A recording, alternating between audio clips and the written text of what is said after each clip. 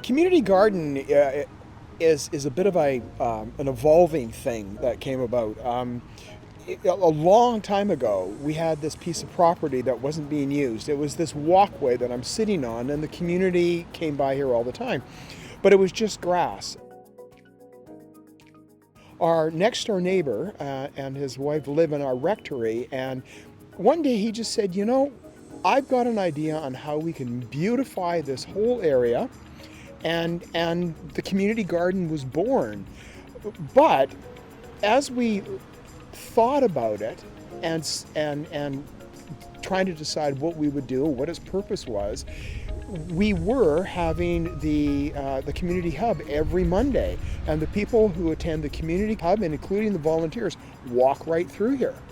So James's evolving thought was, well, if we build a vegetable garden and use the produce to augment what the people in the food hub are getting, then we're really making good use of God's land in a way that was probably intended, as opposed to growing grass, throwing down pesticides and artificial fertilizers.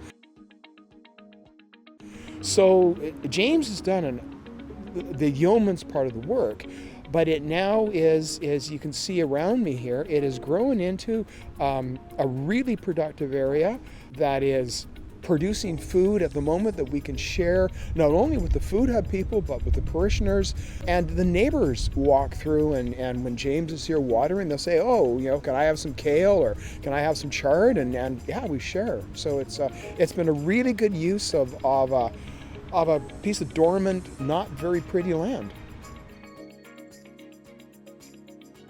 Well, there's 5 or 6 beds. The wood was interesting because we had choir rafters where the choir would stand behind the altar, and it was decided that we should probably make better use of that wood, and here it is.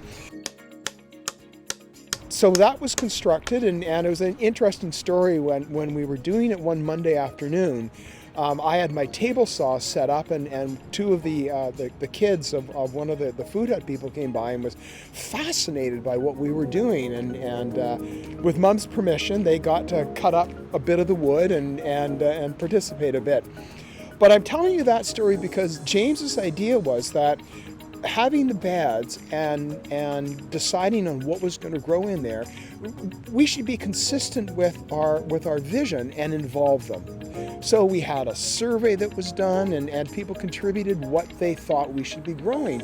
So there were suggestions, everything from green beans and tomatoes and chard. Everyone benefits and everyone contributes. So I think the part that we're really hoping for is that this garden will be something that the community in general knows that's here and sees that this is a really good use of God's creation.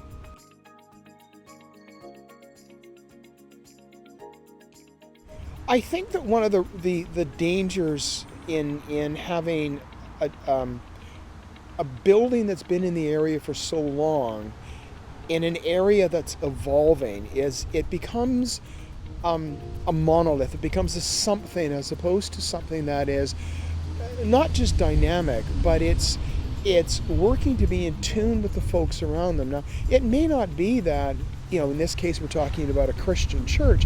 It may be that the people in this changing neighborhood are not Christian. They may not have a practiced religion, but that doesn't mean that they're not part of a community. And one of the things that I learned early on in my social work career is that where you've got a disconnected community is where you have troubles. And so if this place can be a place where the community can become connected, regardless of its differences, if it knows that this is a place that they're welcome and that they can walk through, then it's going to build a sense of community. They're going to feel more like looking after each other.